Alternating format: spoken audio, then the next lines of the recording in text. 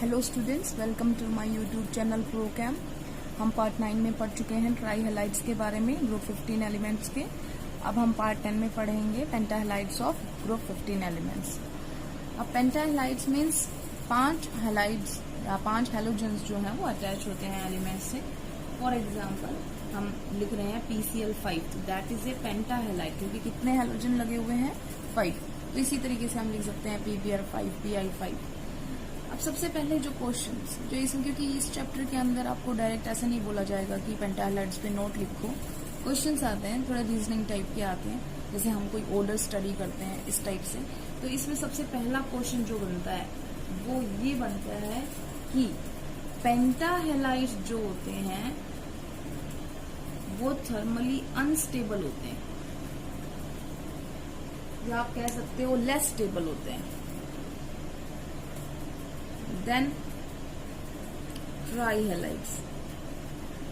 कि ट्राईहैलाइड्स के कंपैरिजन में पेंटाहैलाइड्स कम स्टेबल होते हैं। Give reason. तो उसके लिए आप सीधा सीधा एक क्या डिफरेंस डाल सकते हो कि पहला तो क्या होता है आपको पता है, इनर्ट पेयर इफेक्ट।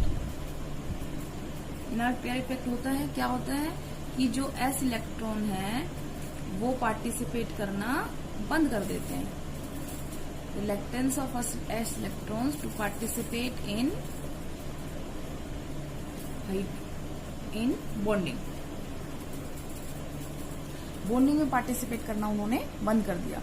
तो हम ग्रुप में जब जा रहे थे, जैसे फॉर एग्जांपल हमने लिखा nitrogen, phosphorus, arsenic, antimony, bismuth, तो यहाँ पर जो है वो +3 और +5 ये ग्रुप दोनों दिखाता है। बट जैसे जैसे नीचे जाते जाएंगे जो इस एलिमेंट पे आएगा तब तो इसका +5 मिलेगा ही नहीं, इसका सिर्फ कौन सा मिलेगा, +3 मिलेगा।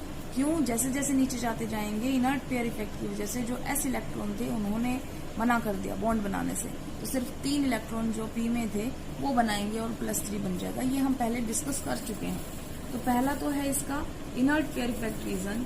और दूसरा क्या है, दूसरा है जैसे जैसे हम ग्रुप में जाएंगे जो साइज ऑफ हेलोजन है वो इंक्रीज होगा।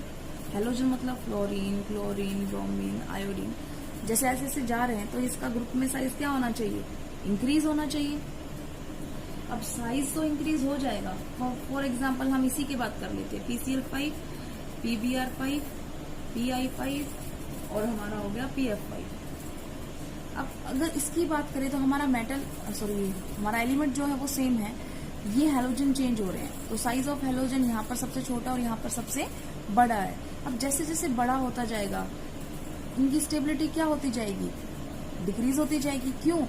ये नर्सरी का बच्चा हो, ठीक है, ये बराबर है तो ये भी नर्सरी का लगा लो तुम। लेकिन अब क्या हो रहा है, अब थोड़ा सा नर्सरी वाला फर्स्ट के साथ बैठा है, लेकिन अब क्या हो रहा है, नर्सरी वाला 5th स्टैंडर्ड के साथ बैठा है, अब ये नर्सरी वाला 12th स्टैंडर्ड के साथ बैठा है। तो सबसे अच्छी दोस्ती कहाँ बन रही है, यहाँ पर। तो इसका मतलब ये वाला स्टेबल है बट ये वाला स्टेबल नहीं होगा। इसका मतलब लास्ट वाले जो हैलोजन के साथ कंपाउंड्स होते हैं वो तो मिलते ही नहीं है।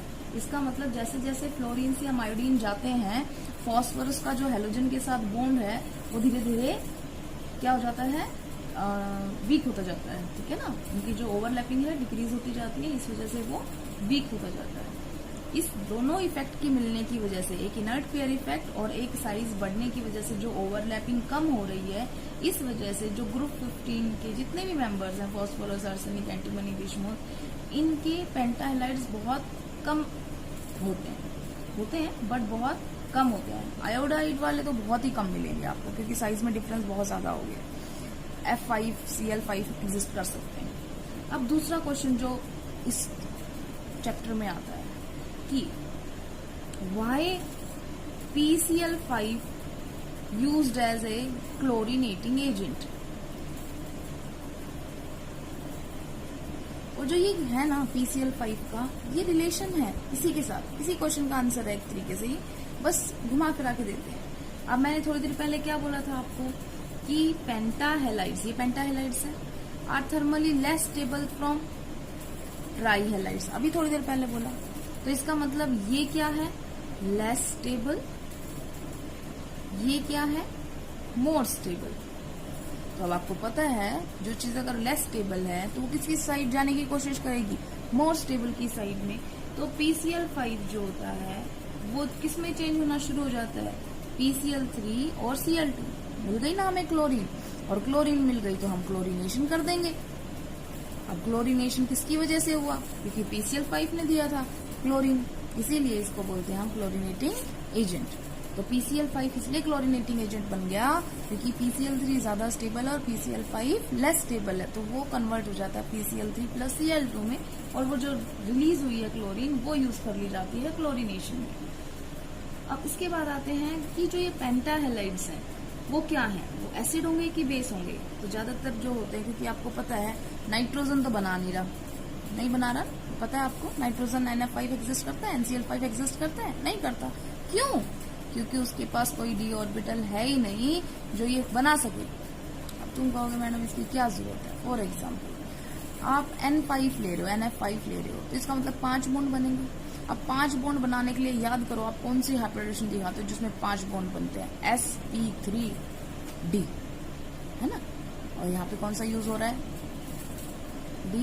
D orbital. एन के पास क्या वो है, डी ऑर्बिटल है ही नहीं, इसका मतलब एन पेंटाहेलाइड्स नहीं बनाता। तो एक क्वेश्चन और है हो गया आपका कि नाइट्रोजन जो है वो NF5 एग्जिस्ट नहीं करता, जबकि फास्फोरस का पेंटाहेलाइड्स एग्जिस्ट करते हैं, ये नहीं करते। रीजन तो आपने एक ही रीजन देना है कि इसके पास कोई डी ऑर्बिटल नहीं है, इस वजह से ये कोई हाइब्रिडेशन नहीं दिखा सकता इस टाइप की, इसी वजह से ये NF5 एग्जिस्ट नहीं करता। अब बात करते हैं, हम बात कर रहे थे लुईस एसिड करेक्टर की, ये तो था ही नहीं तो बेस का करेक्टर भी समझ लेते। अब लुईस एसिड आपको पहले ही बताया क्योंकि इनके पास डी ऑर्बिटल है, ये एक्सेप्ट करने की कोशिश करते हैं, तो इस वजह से ये ज्यादातर जो होते हैं वो लुईस एसिड करेक्टर दिखाते हैं। और वही ट्रेंड लिखना है जो पहले लिखा था आपने, जैसे जैसे हम जाते जाएंगे टॉप से बॉटम की साइड जो लुईस करेक्टर होता है वो डिक्रीज करता जाता है, जैसे थोड़ी देर पहले पढ़ा था आपने ट्राईहेलाइड्स के अंदर। तो इसका मतलब अगर मैं ये लिखना चाहूँ PCl5 का, आर्सेनिक Cl5, एंटीमनी Cl5 और विष्णु Cl5 का, तो आपको थोड़ी देर पहले बताया था लुईस एसिड जो है वो इलेक्ट्रोनेगेटिविटी जितनी ज्यादा होगी लुईस एसिड करेक्टर उतना ही ज्यादा होगा, तो ये भी ज्यादा, ये सब, और धीरे धीरे क्या होता जा रहा है, डिक्रीज। रीजन क्या देना है, इलेक्ट्रोनेगेटिविटी डिक्रीज हो जाएगी तो लुईस एसिड करेक्टर भी डिक्रीज हो जाएगा। ठीक है, ये हमने टॉपिक कर लिया है कंप्लीट। तो केमिकल प्रॉपर्टीज इसी के साथ कंप्लीट हो गई हैं। अब इसका एक मेन क्वेश्चन एक और आता है, एनामलस बिहेवियर ऑफ नाइट्रोजन। जैसे आपको पता है कि परिवार का सबसे छोटा सदस्य होता है वो बहुत नोटी होता है, शरारती होता है, ऐसे ही हर ग्रुप का जो पहला मेंबर होता है टॉप में वो शरारती होता है। तो हम बात कर रहे हैं अभी नाइट्रोजन के एनामलस बिहेवियर की।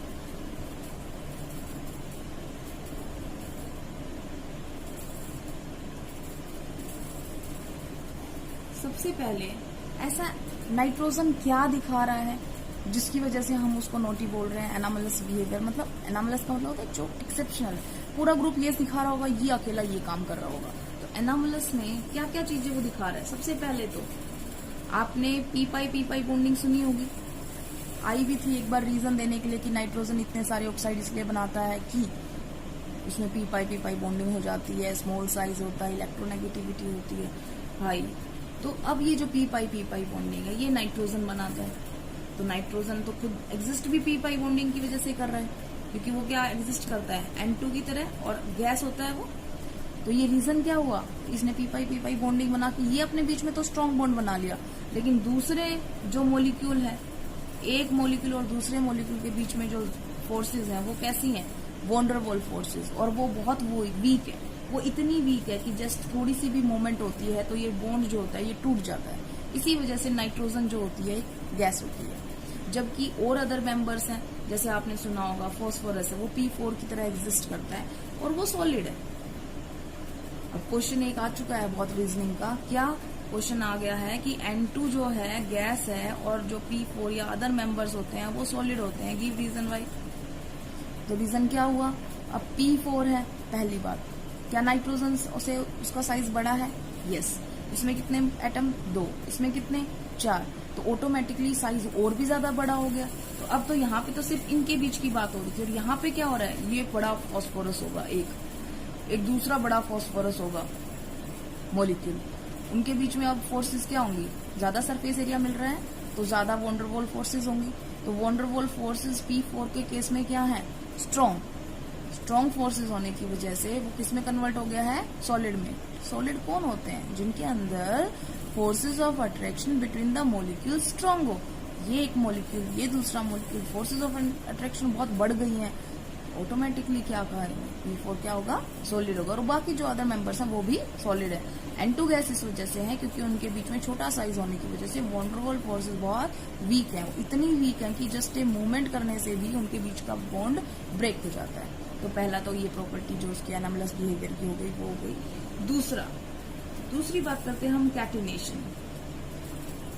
कैटिनेशन क्या होता है, सेल्फ लिंकिंग, अपने आप से चेन बनाने की जो एक टेंडेंसी होती है। जैसे कार्बन, पूरी organic chemistry carbon carbon chain पढ़ने में गुजर जाती है, वो तो उसके लिए पूरी एक ब्रांच बना दी गई है। तो वो सिर्फ उसकी क्या है, कैटिनेशन पावर है। सेल्फ लिंकिंग, अपने आप से जुड़ना, कितना जुड़ सकता है, नाइट्रोजन मैक्सिमम 3 जुड़ सकता है। आपने शायद कभी ये नाम सुना हो, NaN3, नाम है सोडियम अजाइड। अभी बाद में आएगा, प्रिपरेशन करेंगे हम नाइट्रोजन की तब। तो सोडियम अजाइड में जो ये नाइट्रोजन है ये एक साथ 3 अटैच्ड है, बस ये मैक्सिमम है, इससे ज्यादा कैटिनेशन पावर इसमें नहीं है। और फॉस्फोरस को तो आपको दिखाई दे रहा है, इसका मतलब फॉस्फोरस की कैटिनेशन पावर नाइट्रोजन से ज्यादा है, बाकी सब मेंबर्स की ज्यादा है, सिर्फ नाइट्रोजन की कम है। तो ये एक ऐसा बिहेवियर होगा जो इसे औरों से अलग करता है। उसके बाद एक होती है p-pi-d-pi बॉन्डिंग। अब p-pi-d-pi बॉन्डिंग ना सारे मेंबर्स कर देंगे। कौन कौन, फॉस्फोरस भी कर लेगा, आर्सेनिक भी कर लेगा, एंटीमनी भी, बिस्मुथ भी कर लेगा, लेकिन नाइट्रोजन नहीं करेगा। क्यों? क्योंकि नाइट्रोजन के पास है ही नहीं, d ऑर्बिटल चाहिए ना p-pi-d-pi बनाने के लिए, pi bond between p orbital and d orbital, d orbital बेचारे के पास है ही नहीं, तो इस वजह से ये p-pi-d-pi बॉन्डिंग नहीं बना सकता। चौथा जो है वो रिएक्टिविटी। नाइट्रोजन जो है बहुत इनर्ट गैस मानी जाती है, किसी के साथ कोई क्रिया नहीं करती, तो नाइट्रोजन जो इनर्ट बिहेवियर दिखा रही है, इस वजह से इसका लेस रिएक्टिव है। लेकिन फॉस्फोरस आपने सुना होगा, फॉस्फोरस बहुत ज्यादा रिएक्टिव होता है, और जैसे जैसे हम ग्रुप में जा रहे हैं धीरे धीरे रिएक्टिविटी डिक्रीज हो जाती है। बट नाइट्रोजन जैसी तो किसी की नहीं है, इसका मतलब नाइट्रोजन बहुत क्या होता है, लेस रिएक्टिव। जबकि अदर मेंबर्स क्या हैं, मोर रिएक्टिव। तो जो रिएक्टिव में डिफरेंस आया है ये भी इसके एनामलस बिहेवियर के अंदर आएगा। और कई बातें आपने सुनी थी, एक कोवेलेंसी भी सुनी होगी। नाइट्रोजन मैक्सिमम कितने बॉन्ड बना सकता है, 4, जैसा कि आपने अमोनियम आयन में पढ़ा था, NH4+। अमोनिया था ना हमारे पास, उसने ये जो इलेक्ट्रॉन है ये किसको दे दिया था, H+ को, और वो क्या बन गया था, NH4+। तो मैक्सिमम कितने बना दिए इसने बॉन्ड, कोवेलेंसी कितनी हो गई, 4।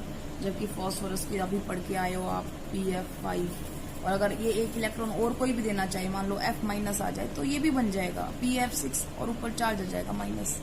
इसका मतलब ये तो अपना और भी ज्यादा कोवेलेंसी दिखा सकते हैं। तो बाकी मेंबर्स बहुत अच्छी कोवेलेंसी दिखाते हैं, हाई नंबर, ये सिर्फ 4 तक ही दिखा पाता है। उसके बाद आते हैं इसका नॉन मेटेलिक कैरेक्टर। नाइट्रोजन जो है सबसे ज्यादा नॉन मेटल कैरेक्टर दिखाती है। बाकी आप जैसे जैसे आप जाते जाओगे मेटेलिक कैरेक्टर ग्रुप में क्या होता जाता है, इंक्रीज होता जाता है। तो बिस्मुथ तो मेटल है, आपको पता है, बीच में मेटलोइड आयो। नाइट्रोजन जो है सबसे ज्यादा नॉन मेटल का कैरेक्टर दिखाती है, तो ये भी एक डिफरेंस हो गया। अब आपने अगर नोटिस किया हो, जो हमने उसके ऑक्साइड्स पढ़े थे, नाइट्रोजन के ऑक्साइड +1 से लेके +5 तक एग्जिस्ट करते हैं, जबकि औरों के ज्यादातर कौन से थे, +3 और +5 ऑक्सीडेशन स्टेट के। तो ये भी औरों से अलग हो गया ना, सिर्फ वो +3 +5 दिखा रहे हैं, ये सारी की सारी दिखा रहे हैं। तो जो ये कुछ मेन मैंने बता दिए हैं, ये जो है ये एनामलस बिहेवियर ऑफ नाइट्रोजन है।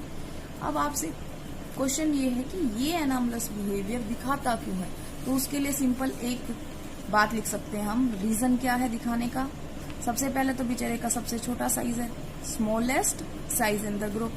Second, highest. अब साइज अगर छोटा है तो आयनेशन एनर्जी क्या होगी, हाई, और अगर साइज छोटा है तो उसकी इलेक्ट्रोनेगेटिविटी भी क्या होगी, हाई।